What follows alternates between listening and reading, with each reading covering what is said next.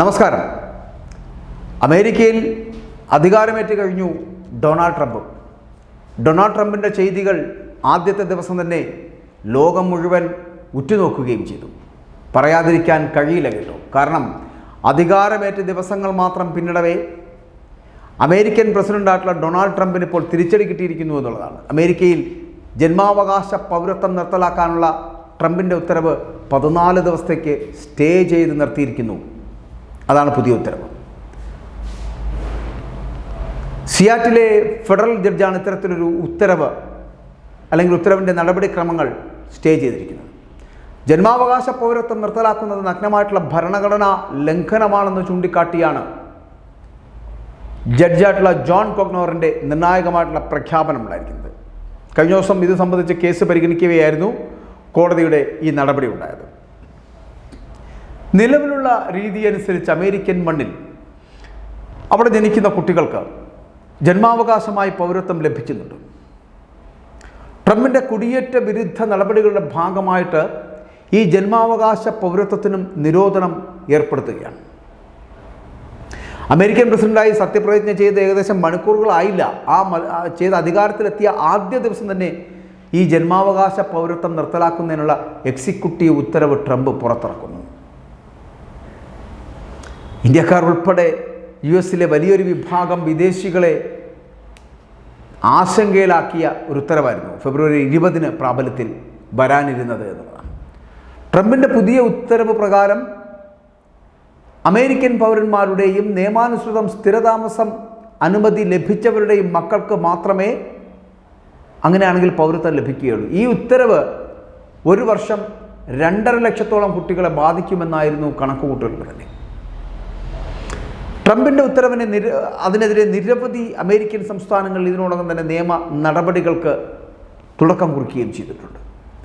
ഉത്തരവ് നിയമവിരുദ്ധമാണെന്ന് കാണിച്ചുകൊണ്ട് വിവിധ വ്യക്തികളും സംഘടനകളുമൊക്കെ കോടതിയെ സമീപിക്കുകയും ചെയ്തു. പല കോടതികളിലേക്കും എത്തിയിട്ടുണ്ട്. അതേസമയം സ്റ്റേ ഉത്തരവിനെതിരെ അപ്പീൽ നൽകുമെന്നാണ് ഇപ്പോൾ ട്രംപിൻ്റെ പ്രതികരണം വന്നിരിക്കുന്നത്.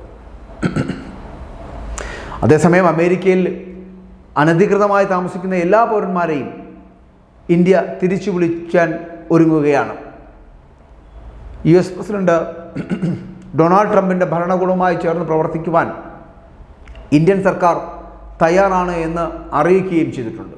അതായത് ഈ രേഖകളില്ലാതെ ഏകദേശം 18,000 ഇന്ത്യൻ കുടിയേറ്റക്കാരെ നാട്ടിലേക്ക് തിരിച്ചയക്കുമെന്ന് തന്നെയാണ് ഇപ്പോൾ അമേരിക്ക നേരത്തെയും അത് അറിയിച്ചിട്ടുണ്ട്, ഇപ്പോൾ അറിയിക്കുന്നു. പഞ്ചാബ്, ഗുജറാത്ത്, ആന്ധ്രാപ്രദേശ് എന്നിവിടങ്ങളിൽ നിന്നുള്ളവരാണ് കുടിയേറ്റക്കാരിൽ ഭൂരിഭാഗവും അവിടെ ഉള്ളത്. മറ്റ് പല രാജ്യങ്ങളെയും പോലെ തന്നെ ട്രംപ് ഭരണകൂടത്തെ തൃപ്തിപ്പെടുത്തുവാനും ഒപ്പം തന്നെ വ്യാപാര ഭീഷണികളുടെ ആഘാതം ഒഴിവാക്കാനും വേണ്ടി ഇന്ത്യ ഇത്തരത്തിലൊരു നടപടിയിലേക്ക് ഒരുങ്ങുന്നത് എന്നാണ് ഈ റിപ്പോർട്ടുകൾ സൂചിപ്പിക്കുന്നത്. ഏകദേശം 1.45 ദശലക്ഷം ആളുകളുടെ പേരുള്ള പട്ടികയാണ് US immigration and customs enforcement ഇപ്പോൾ തയ്യാറാക്കി അത് പുറത്തുവിടാൻ പോകുന്നത്. ഈ പട്ടിക പ്രകാരം 18,000 ഇന്ത്യക്കാരാണ് രേഖകളില്ലാതെ US-ൽ കഴിയുന്നത്. എന്നാൽ കുടിയേറ്റക്കാരുടെ എണ്ണം ഇതിലും അധികമാകുമെന്നാണ് ചൂണ്ടിക്കാണിക്കപ്പെടുന്നത്. ട്രംപ് അധികാരമേറ്റ ഉടൻ തന്നെ സമവായത്തിനാണ് ഇന്ത്യ ശ്രമിക്കുന്നത്. അതിനാലാണ് നാടുകടത്താനുള്ള നീക്കത്തെ പിന്തുണയ്ക്കുന്നത് എന്ന് അന്തർദേശീയമായിട്ടുള്ള മാധ്യമങ്ങളടക്കം ഇത്തരത്തിലുള്ള വാർത്തകൾ ഇപ്പോൾ റിപ്പോർട്ട് ചെയ്യുകയും ചെയ്യുന്നുണ്ട്. പക്ഷേ അധികാരമേറ്റ ദിവസങ്ങൾ തന്നെ പിന്നിടുമ്പോൾ ട്രംപിന് തിരിച്ചടി ലഭിക്കുന്ന തരത്തിലേക്കുള്ളൊരു വാർത്ത വരുന്നു. ആ വാർത്തയിൽ നിന്ന് മനസ്സിലാക്കാൻ കഴിയുന്നത് ട്രംപിൻ്റെ അധികാര വിനിയോഗം വളരെ കൃത്യമായല്ല നടപ്പിലാകുന്നത് എന്നുള്ളതാണ്. അവിടെ ഇപ്പോൾ നമുക്കറിയാൻ കഴിയുന്ന വാർത്ത എന്ന് പറഞ്ഞാൽ പലരും, ഇന്ത്യക്കാരടക്കമുള്ള പലരും ഗർഭിണികളായിട്ടുള്ളവർ സിസേറിയൻ നടത്തി കുഞ്ഞുങ്ങളെ പുറത്തെടുക്കുന്നതിനുള്ള ശ്രമം നടത്തുന്നു എന്നുള്ള വാർത്തകളാണ് വരുന്നത്. കാരണം ഈ പറയുന്നത് പോലെ അവർക്ക് ജന്മാവകാശം നേടിയെടുക്കുവാനും അവർക്ക് അവിടെ അവരുടെ പൈതൃകം നിലനിൽക്കപ്പെടുന്നതിനും വേണ്ടിയിട്ടാണ്. എത്ര നാൾ ഇങ്ങനെ സിസേറിയനൊക്കെ നടത്തി കുട്ടികളെ പുറത്തെടുത്ത് അവർക്ക് അവരുടെ അധീശത്വം സ്ഥാപിക്കാൻ കഴിയും എന്നുള്ളത് വലിയ ചോദ്യചിഹ്നമായി നിലനിൽക്കുകയാണ്. കുടിയേറ്റക്കാരെ ഒഴിപ്പിച്ചു വിടുന്നതോ അല്ലെങ്കിൽ കുടിയേറ്റക്കാരായി മാറുന്നവരെ മാറ്റി നിർത്തുന്നതോ തെറ്റാണോ ശരിയാണോ എന്നുള്ളതല്ല. പക്ഷേ കഴിഞ്ഞ ഗവൺമെൻറ്റുകൾ, കഴിഞ്ഞ സർക്കാരുകൾ, ജോ ബൈഡൻ്റെ സർക്കാർ അടക്കം സ്വീകരിച്ച നിലപാടുകളെ പാടെ തള്ളിക്കൊണ്ട് അധികാരമേൽക്കുന്ന ആദ്യത്തെ ദിവസം തന്നെ 24 മണിക്കൂറിന് മുൻപ് തന്നെ അദ്ദേഹം ഇത്തരത്തിലൊരു തീരുമാനമെടുത്തത് ഇന്ത്യക്കാരടക്കമുള്ളവർക്ക് വലിയ ഗതികേടായി മാറി. പലരും അവിടെ നിന്ന് നാട് കടത്തപ്പെടുന്ന ഒരു സ്ഥിതിവിശേഷത്തിലേക്ക് എത്തി. അതിൽ നിന്ന് തിരികെ പോകുന്നതിനുള്ള ഒരു ശ്രമങ്ങൾ ഇപ്പോൾ നടത്തുകയാണ്. പക്ഷേ അവിടെ നീതിന്യായ വ്യവസ്ഥിതി എന്നുള്ളൊരു സംവിധാനമുണ്ട്. കോടതിയുടെ ഇടപെടൽ ഉണ്ടായിരിക്കുന്നു.